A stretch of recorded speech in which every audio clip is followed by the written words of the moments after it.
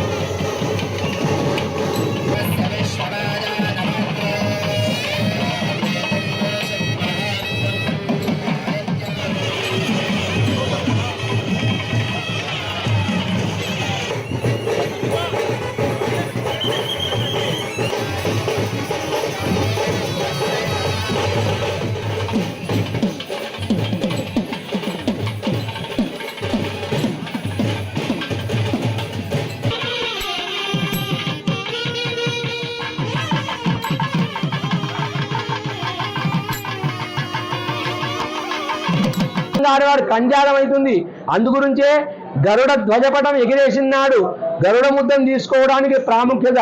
గరుడ ముద్దను కనుక స్వీకరించినట్టయితే శరీరంలో ఉన్నటువంటి కల్మషాలు నశిస్తాయి, రోగాలు నశిస్తాయి, సంతానం కలుగుతుంది.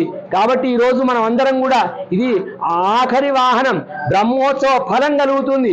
బ్రహ్మోత్సవంలో సేవించిన అన్ని వాహన సేవల యొక్క ప్రతిఫలమే ఈ గరుడ వాహనం రూటు నుండి లక్ష్మీ నృసింహస్వామి వారి యొక్క దర్శనం.